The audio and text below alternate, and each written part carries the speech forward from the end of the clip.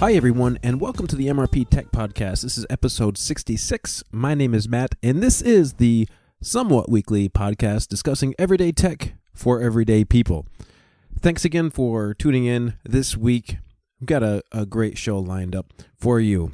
And this summer has been kind of crazy, as most of you have probably been following along with me and following some of my posts on Google+. So this week, guys, I'm back on the air again, and I finally did it. This summer, I've been talking a lot about the Atlas missile silos in my area, and this week, I finally got to visit one, and I'm so excited to tell you the story of that during this week's show. So, all right. So, as most of you know, this summer has been really crazy busy, but I'm going to try to get back to a regular schedule now with this show. And one of the things that I want to talk to you about now is sort of all this summer, as I have been working really kind of crazy hours, I have had the opportunity to go visit some of these silos in my area that I've talked about. If you haven't listened to the last two episodes, I suggest you do that to give you a little bit of background information on this episode. This will be the final episode on the silos. And so basically, there's 12 Atlas missile silos in my area, and most of them were decommissioned. Actually, all of them were decommissioned in the 1960s and just sort of went into disrepair and abandoned for 35, 40 years or more, and most of them filled up with water. So I've taken a drive to some of the silo sites, and pretty much every time you go to one, you either get stopped by a private property sign, or you drive up to the gates are closed. Even some of the silos, the roads that you drive to get to the silo itself, some of them have gigantic signs that say "Turn around now," "No trespassing," private property, all those different types of things. So I went on a mission, and I started doing some research on the owners of the silos and contacted a lot of the owners. And one owner in particular happens to be restoring one of these old silos, and it happens to be site number 1 in my area, site 1 of 12. So this past weekend, my brother and my brother-in-law and we took a drive out. First of all, we contacted the owner of the silo and just said, hey, we really would like to see, some of the grounds, maybe even a tour of the silo, if that's possible. We'd like to respect your property, and, we just want to, we're enthusiasts of kind of a bygone era, and we want to check it out. Any chance you'd give us a walk through, even if it was just above ground? And the guy said, sure, come on down. I'd be happy to talk to you about it. This was at the beginning of the summer, and I scheduled the first weekend of July. I got called into work, and I couldn't make it. And the second weekend in July, something came up, and we couldn't go. And then a few weeks had gone by, and finally an opportunity came where we could actually go see this and take a drive. So we hopped in a car and drove about 30 miles north of where I live, almost to the Canadian border. Literally, you could probably walk through the woods and cross the border into Canada from this particular site. So we are driving to the silo itself, driving down the Missile Base Road, and one of the two that was with us just happened to say, well, where is it? And the point was, exactly, you cannot see these things.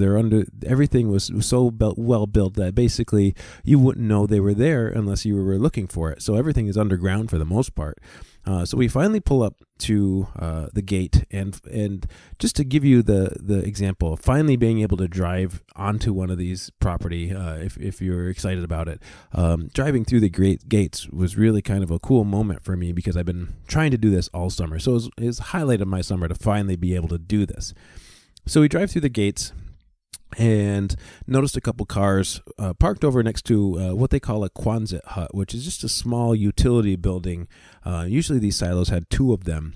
And so we pull up, and inside the building, the owner, I don't want to give his name on air because I never asked permission to talk about to ask his name over the air. But so the owner was sitting at a table Oddly enough, the table was actually was painted in a radiation symbol. It was kind of funny for what we were doing. So what we did is I shake the owner's hand, meet him, introduce him to everybody, and it turned out that also with him was a historian on the Atlas missile silos of throughout the country. And I was not expecting that. So all of a sudden, we just went from getting, the owner to give us a walkthrough of the property to actually getting a tour with some history and some background knowledge on all these silos, which was pretty awesome. So the first thing we did is it's been a rainy summer here. So the first thing that we did is he actually had some rubber waders that he asked us to put on because we'd be walking through water once we went underground. And I didn't really know how much. But luckily I just slipped on the waders, and I was expecting to kind of take a tour of the grounds first, but we actually went through and we made our way over to the stairwell that goes underground. And at that point, he showed us the escape hatch of this silo, and it's a small ladder that comes up from the ground with a cap on it, cement cap. And basically, during the Cold War era, when these were operational, this escape hatch was filled with 4 tons of sand. So if they opened the hatch from down below, the sand would pour out, but that sand would protect them in the case of a nuclear blast. So if the stairway was eradicated by a blast, they would have the escape hatch. And basically, the funny story is, though, that if the nuclear blast went off, all of that sand in the escape hatch would be turned instantly to glass. So they would not really be able to get out of the silo. I found that really interesting. So basically, we headed down the stairs. It's a long stairway, and by the way, as I'm talking about this, I'm going to post all these pictures. I'm going to put them in the show notes, link in the show notes, and feel free to take a look at some of these pictures because they're pretty awesome. We went down a long set of stairs, and we came to where there used to be 2 doors, and basically what would happen is this was like a catch point or entrapment area where someone would have to go through one set of doors, close the door, and then check in with a guard on duty in order to be able to go into the silo. And if you were not supposed to be there, they would keep those doors locked, and you would be trapped there until you were either arrested or taken out by guards or led into the silo. So after the entrapment points, there are 2 blast doors, and these blast doors are huge. And he showed us one of these blast doors. It was really heavy, but it was able to be moved.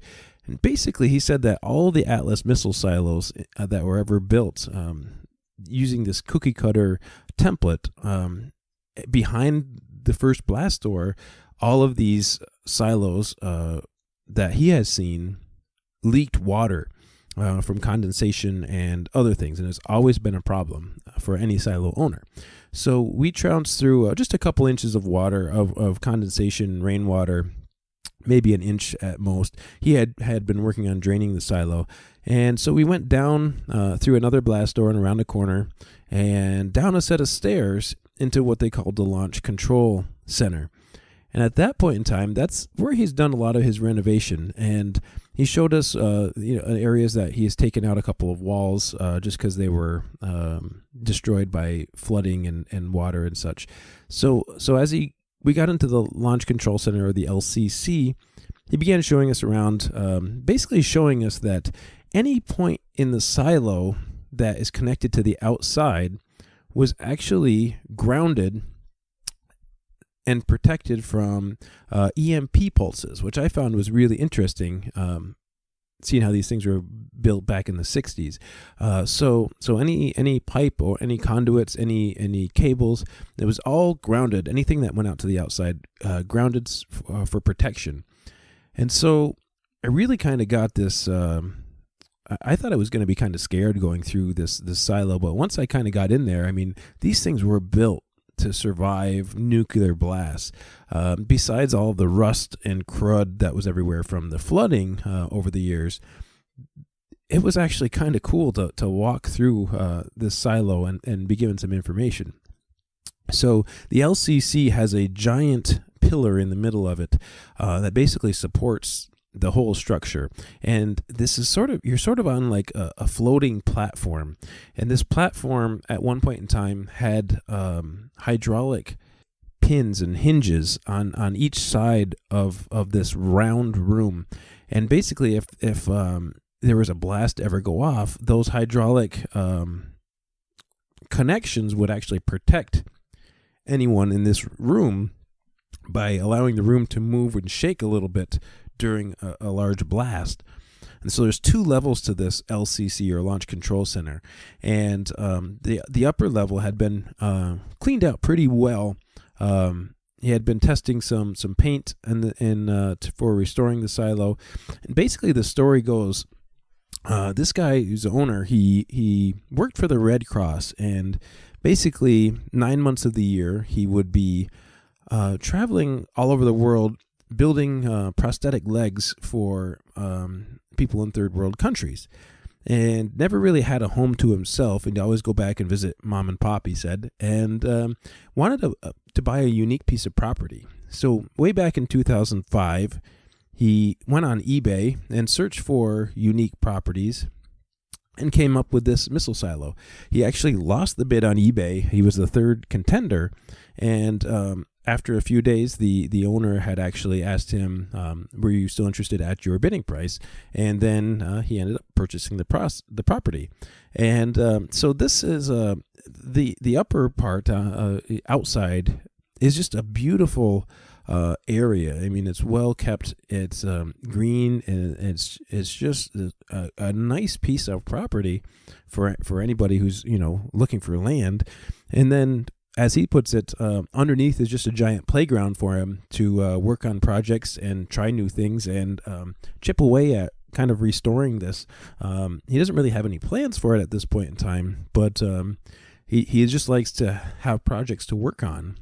And so now going from the upper level to the LCC, we go into the lower section, go down a few more stairs. Some of the railings were rusted away. And go down into the lower section of the LCC. This is where all the controls would have been found. At this point, it's really dark and dingy and dirty. Piles of rusty metal that had been cleaned up over the years. But we were showed a box that was hanging on the wall. And this box is where the nuclear launch keys were stored.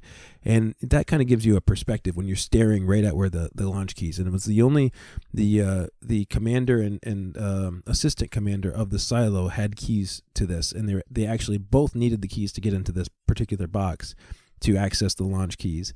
So we actually saw where the launch keys would have been stored at that time. Really fascinating stuff.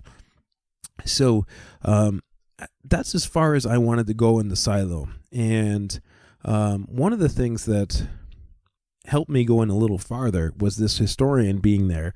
And I was worried about some of the nasty things that I've heard about these silos, the chemicals that were used.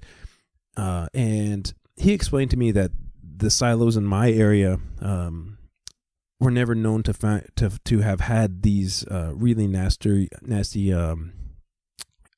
chemicals, such as, I believe it's called tetracycline, which was a cleaning solvent that was used. Unfortunately, it was a great cleaning solution.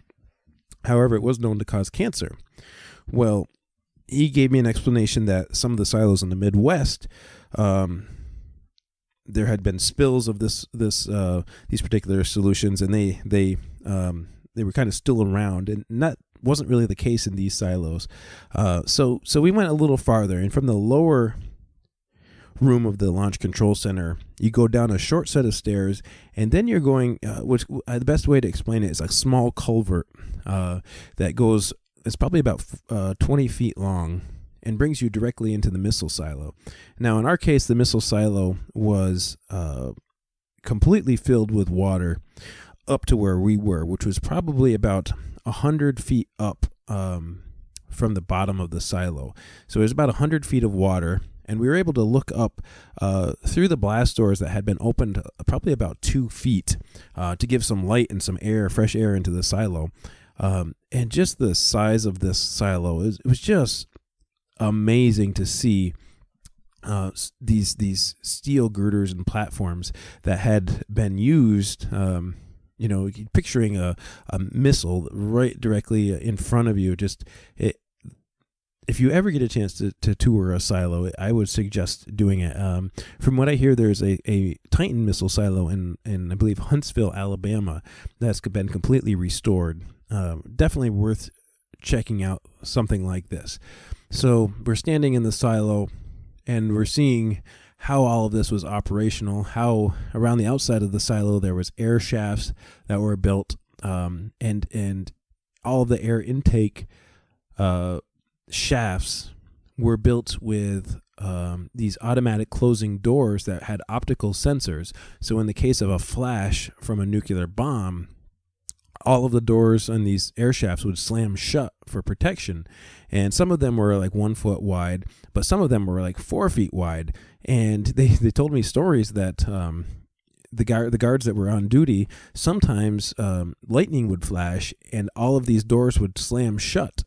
And this was not an optimal working environment. There were always generators running, the machinery running. It was a very loud environment. Even when it was brand new, it wasn't the best and most ideal working situation for these guards that had to work with this day in and day out. So looking up at the silo, his plan is to restore the silo from top to bottom, clean it all out. So he's actually filling the silo with water, and he's actually got a boat that he's going to use to start at the very top and clean out the silo with pressure washers. And as he starts from the top, he'll work his way down and drain the silo out and work his way all the way to the bottom. There's 8 levels, 8 stories, and each story is about, I would say, 15 to 20 feet apart from the next. And so you have to go down a circular stairway, and it goes all the way down until you get to the first and second levels. Well, I guess it would be the 7th and 8th levels down at the bottom, and those are like 40 feet apart from each other. So it just gives you the size of this silo. We obviously couldn't see the bottom because it was filled with water. So sort of surprised me. The size of the silo itself was huge. The control center was much smaller than I expected. Overall, I was just blown away by how much thought was put into each of these silos. I mean, the blast doors, when you actually get to look at one of these blast doors, they're 2 feet thick, and they've got to be 25 to 50,000 pounds each. Pins were removed so the doors don't move. So he had to actually jack the doors open with 50,000 pound jacks. I think he used 4 of them, he said. And the outside of the silo up above, we actually got to see how the missiles were actually drove in. They had a special area where they would straighten out the missile itself, and then they actually bolt the trailer that brought the missile onto the property. They bolt it right near the blast doors to the ground, and then they would move the missile to the elevator that brought the missile into the shaft itself. Really cool to see that as well. And if you look at some of the pictures, there's one picture that just kind of has a straightaway pavement with some hose. And if you really look, there's like a little red cone sitting next to a small hole in the ground. And you would barely notice it if you didn't even know what to look for. But the historian said that there was a shaft, sort of like the pyramids, that would go diagonally from the ground all the way into the silo itself. And at that point, that shaft pointed straight to the North Star. And that's what they used for their guidance systems. The light from the North Star would go into this shaft. I believe he said it was filled with nitrogen. And then the light would be emitted into the guidance system of the missile itself, and it gave the exact location on the planet to the missile. So obviously that's important for trying to launch a missile and hit your target directly. I was fascinated by that. The other thing that I was fascinated by was the antennas that were once at this silo site. There was an 85-foot high-frequency antenna that was sort of on the side of the property in a grassy area. used for communications. There was also a antenna bunker where sort of like a small silo itself that was probably about 80 feet deep. And this would be an underground antenna that would rise up out of the ground in the case of a nuclear blast and close by afterwards to reestablish communication. What caught me off guard, though, there was a small UHF antenna that was at ground level. It was only about a foot high.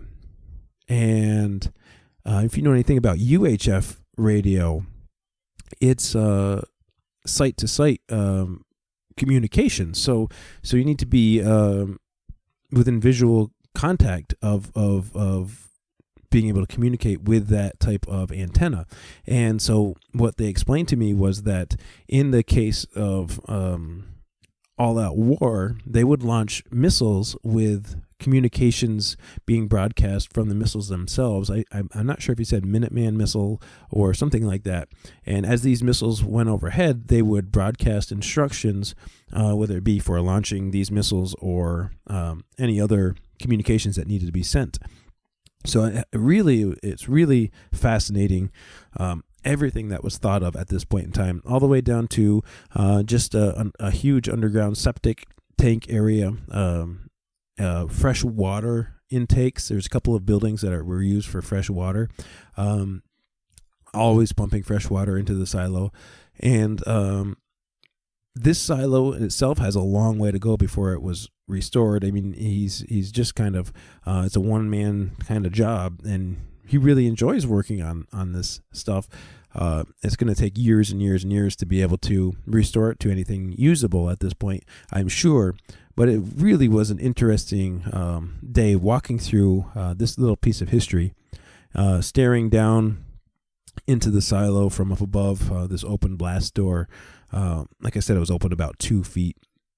Really, really awesome, cool stuff. The other thing that I kind of had some humor with, I wanted to take a picture of the road sign saying Missile Base Road as I was leaving, and I just kind of wanted to have it kind of for a keepsake, memory wise. And as I'm leaving, I'm realizing that they spelled the word missile wrong on the road sign, MISSLE. It's not how you spell missile. So it's really kind of funny. But anyway, really had an awesome day, awesome experience, finally getting to see one of these silos. And I learned a little bit about astronomy, learned a little bit about radio stuff that I've been talking about recently, comparing high frequency to UHF and all that stuff. I'd be interested in seeing another silo in the future.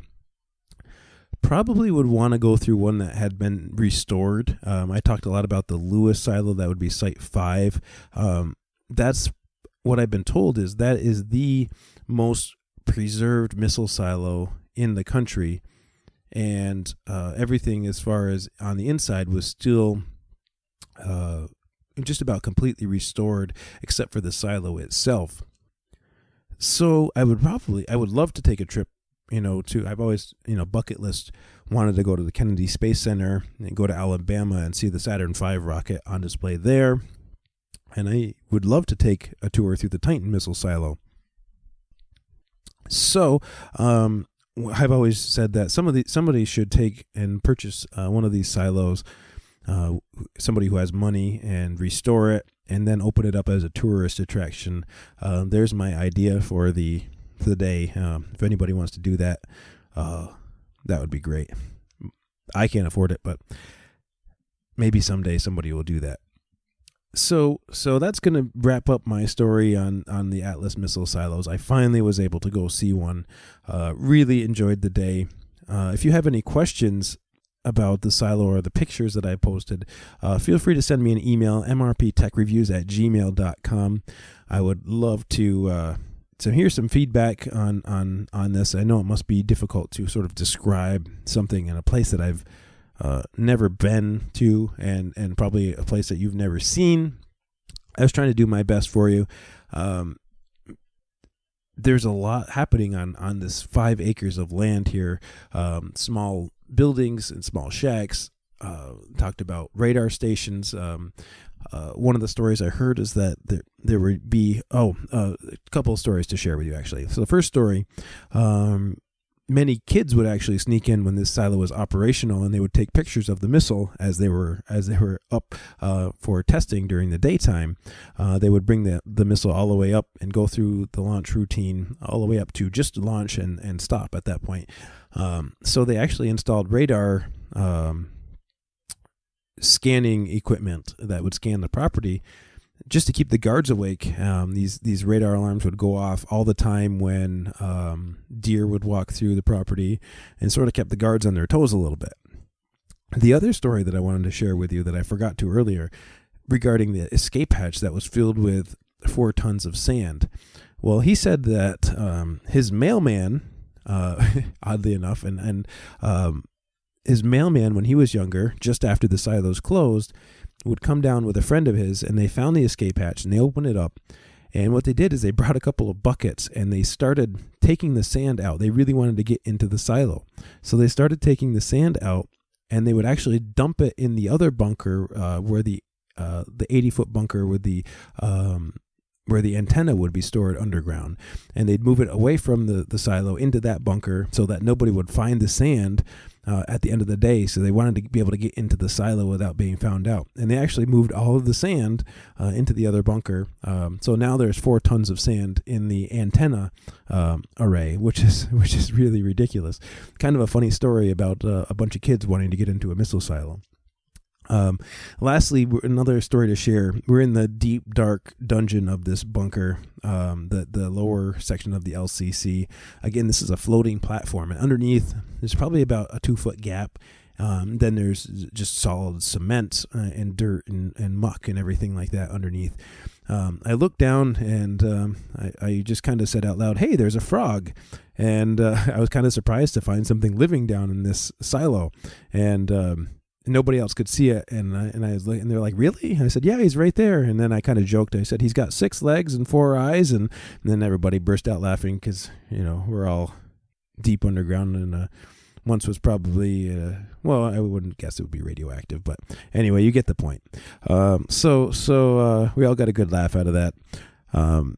Really, overall, great experience, and I'm going to put some links in the show notes to this silo again. I get you some videos and some pictures. And I really urge you to take a look at them because it's kind of interesting stuff. Next week, I hope to record another episode. I'm trying out OBS 20 right now, and I am blown away at some of the upgrades from this release. It went from something, in my opinion, that worked well, that did not look very good, and had some really nice features. OBS 20, I'm just scratching the surface on some of these upgrades, and I think there's a lot to this that I'm really going to like. I'm going to play with it a little bit this week, and I'm going to give you some feedback next week on what I think of OBS 20. Got a lot of great ideas going into the fall, guys. I am, like I said earlier, crazy summer is coming to the end, thank goodness, and I am ready to get back up and recording again on a weekly basis. So thanks for being patient with me, guys. Thanks for listening, and we'll see you next time.